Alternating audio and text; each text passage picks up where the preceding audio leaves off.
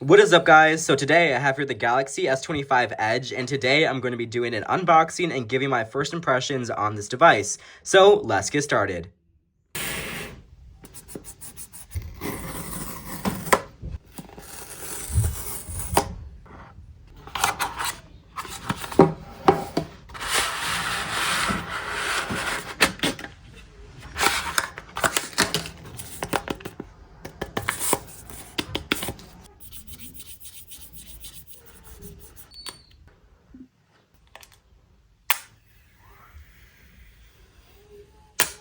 Okay, so here we have the Galaxy S25 Edge, and bro, this is insane. Compared to the Galaxy S25 Ultra, this is insanely thin. Like, I've never held a smartphone except for like an Oppo foldable phone that's like this thin, and it's insane.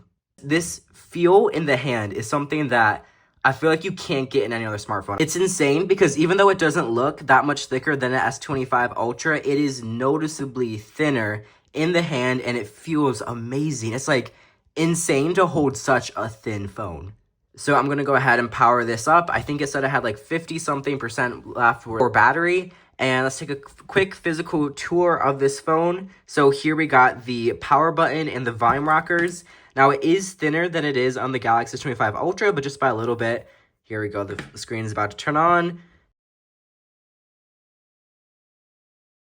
As for the build quality, you do have titanium alloy, the same type that you have on the S25 Ultra. Overall, this phone looks so nice. And for comparison for the color, this is like the icy blue. It is kind of similar to the Z Flip 6's color. It does look a bit more blue in person, though I will definitely say that. So I'm going to go ahead and activate this phone and put all my data in it, and I'll be right back. Okay, so it's now been 1 day since I got my hands on the S25 Edge, and I have some thoughts.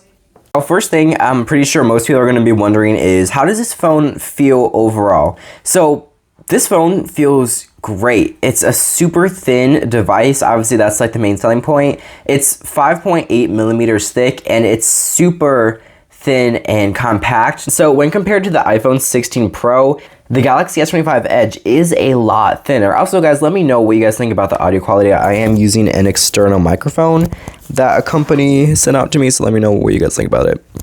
Anyway, so as you can see, the S25 Edge is a lot thinner than the iPhone 16 Pro, and some people were wondering, like, is there actually a difference, or is it just all specs on a piece of paper? So from my very limited experience with this phone so far, like I said, it's only been like a little over 24 hours. I would say this actually does really matter. I have been using this phone without a case. I will probably get one. I do only have this phone for 30 days and I gotta send it back. So I didn't really see a reason to get a case for it, but if enough of you guys want me to get one, I'll definitely do that for you guys. So at least without a case, for whatever reason, like whenever I pick this up, like I don't think it's a phone, but in person, you will see, and I can really recommend you just to go to a Samsung store or like T-Mobile or Verizon or I don't know, AT&T or any other ones. Well, I mean, as long as it doesn't have some like bulky like security thing to hold it down to the store shelf or whatever. And yeah, I mean, the iPhone is a heavier phone, even though it is a lighter iPhone, but I didn't realize how heavy it is until I picked these two up side by side. The iPhone 16 Pro is like a lot heavier than the S25 Edge, and I did switch to this as my daily driver from the iPhone 16. I'm still using the Apple Watch in case anyone sees that and wonders about that. But the S25 Edge is my daily phone, and so far I've loved it. So far, has the thinness been worth the hype? Honestly, I'm gonna say yes, but it has only been 24 hours. So if y'all want to see like a more long-term review, like I said, I'll have this for 30 days. Definitely come back and see like if my opinion changes by next week, in 2 weeks, in 3 weeks, whatever. Because as of right now, this is probably one of my favorite Samsung phones that I own. As for the S25 Edge, the only thing that you are missing out on is gonna be that battery life. Right now, I'm currently sitting at 9% of battery life with around 3 hours and 7 minutes of screen on time. In this case, the screen on time wasn't everything that I use this phone for. I listen to music via Apple Music, which does use a lot to stream the songs and stuff, and then play it to my Galaxy Buds. And during work, I had a stopwatch just to keep track of my hours, make sure everything was okay. So that was running in the background. It is connected to my Galaxy Ring. So yeah, I did use this phone for quite a few things today.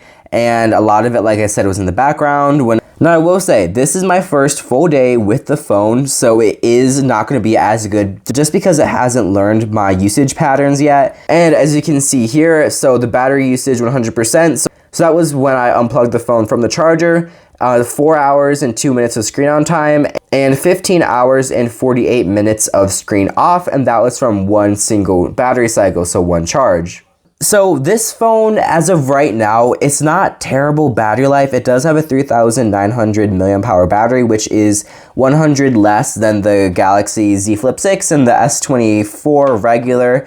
It's not quite where I think it should be. I think Samsung fans would have loved them a lot more if they would have put like a silicon carbon battery or like a stack battery technology or something like that. Now I will say I do have this at 120 hertz quad HD plus resolution, so it is at the highest frame rate and like the highest screen resolution, so it is going to be taking up a lot more battery than it normally would if you don't have those features enabled.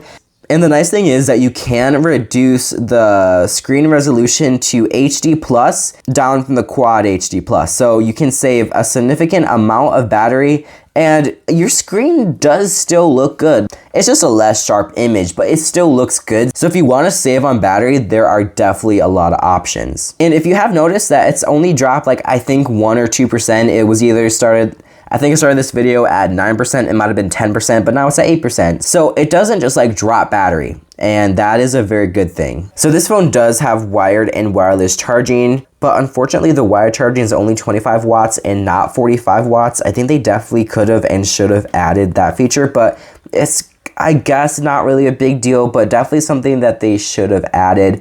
But yeah, so that is another thing to keep in mind. And yeah, so for the cameras, they've been pretty great.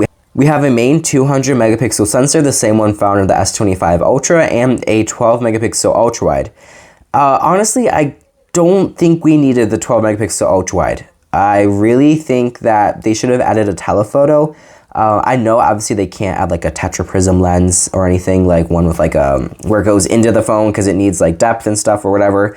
But I think they definitely could have added one like on the S25 Plus or the S25 regular, like just like a normal telephoto that gives you great zoom, but doesn't like actually need like a tetraprism whatever. So I'm gonna pan over to some videos and pictures that were taken from this phone, so let's get to those. So here I'm shooting on the S25 Edge, and it's on the selfie camera. I think it actually looks really good. Personally, I think it's a lot better than the S25 Ultra. Let me quickly switch to S25 Ultra. I don't know, personally, I think the Edge is a lot more optimized in all situations.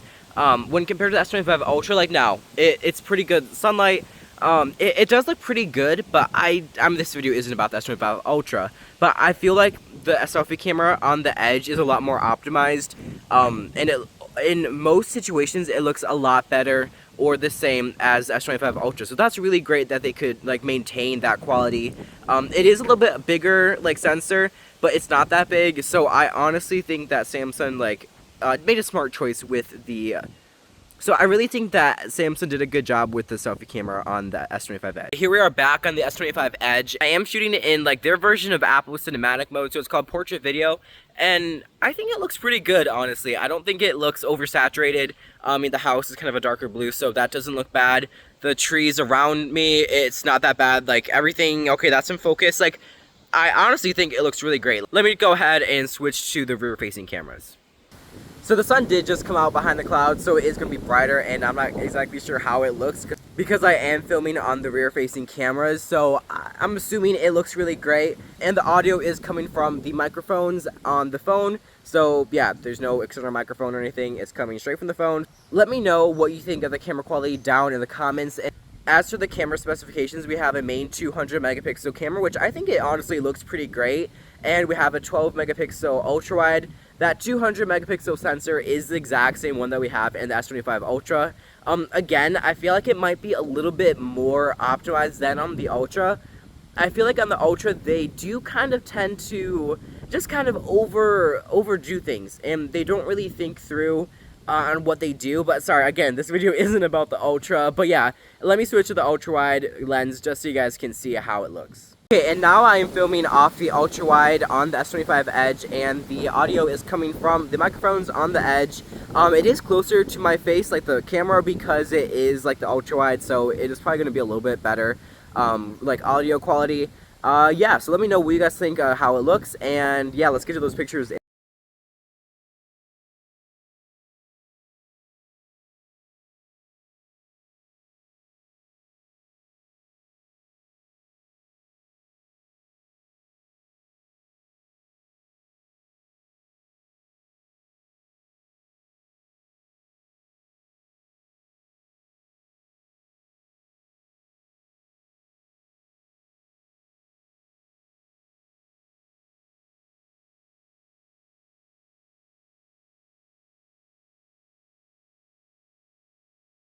Okay, like I said, let me know what you think about those pictures and videos down in the comments, and let's move on to my closing thoughts.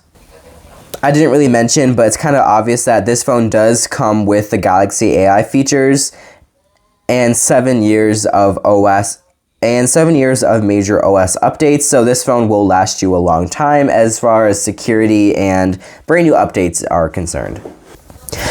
Now, is this worth the price? If you get it at the time of this video goes live, you can get it for $1,099, which is a pretty good deal. But once these promotions end, which once they do end, they will come back in some shape or form, like probably within like 5 days or no, but you know Samsung, they always have all sorts of promotions going on with their phones. So yeah, this phone is definitely pricey. I think they could have and should have like listed it at around $1,000. I think that's a really safe price range. I'm like pretty sure they're going to be replacing the S26 Plus with an S26 Edge. So it'll be the base, the Edge, and then the Ultra. So at that point, this phone will go down to the $1,000 mark. So my advice to you as of right now, if you want this phone, like if you are like, oh my goodness, I want a thin phone and I love Samsung, I don't really care that it doesn't have the extra cameras, it has a great 2000 megapixel camera, it has a good selfie camera, all these features check out, and I'm okay with maybe not having some of the most flagship features, then this phone is 100% for you. Go buy it right now before the pre-order deals run out. But yeah, I don't know, if you're kind of on the fence about this phone, as of right now at least, like I said, come back later if you want a like long-term review, and I will give you my honest opinion, how I see it. Some people might not agree with me. Obviously, everyone has their own opinion and what works for them. But personally, if I were you, if you are on the fence about this phone, you're not quite sure whether you want to get it or is now the time to buy, no. I would probably say now is not the time to buy unless you're like a super like kind of like niche customer, like you want a super thin phone, you kind of want it like now, like you don't care, like I said, about some of the like you don't really care about a bigger battery, more cameras, fancy screens, even though this does have a really great screen. So if you don't care about those and you do want it now, go ahead and buy this phone. If not, I would probably tell you to wait for the second generation. Like I said, it will most likely be cheaper, probably at around $1,000, $1,100 as the base price. I don't want to say for sure, but I'm assuming that's kind of going to be the price range for the S26 Edge. So yeah, I guess that would be my advice to you. Like I said, subscribe and kind of stay tuned to see my longer term review on this phone. And yeah, I'll leave some links down in the description to where you can pick this up for pre-order. And also check out your cell phone carrier, because they most likely have like a get this for free deal, most likely. I know T-Mobile does. Yeah, definitely just go ahead and like check out all the deals before you buy this from Samsung. Yeah, so I guess that's gonna be my closing thoughts, I guess. Like, buy this phone if this is like the phone for you and you know you're gonna love a thinner profile. But if that's not you and you don't mind waiting around like, what is it now, 6-ish, 7 months to get a new phone, if you think yours can last that long or whatever the situation is, I would say definitely hold out at least to see what the second generation of this Edge brings. And if it doesn't seem like an enticing upgrade, or if Samsung doesn't make that big of innovations, which, I mean, let's be real, they probably won't, but they might. They honestly might. Yeah, so if the second generation doesn't seem that intriguing to you, then you can just buy this for like refurbished for like, I don't know, $500 or more, or used, or I don't know, even brand new but at a lower cost, something like, or just some situation like that. Yeah, so thank you so much for watching this review. If you enjoyed it, it would mean a lot to me if you would consider subscribing to my channel. And if you made it this far, thank you so much. You are one of the real ones. Comment a fire emoji down in the comments. And yeah, thank you so much for watching. And like I said, stay tuned for my longer term review on this phone. And let me know down in the comments if there's anything you want me to do with this device. And yeah, I'll see you guys later. Bye, guys.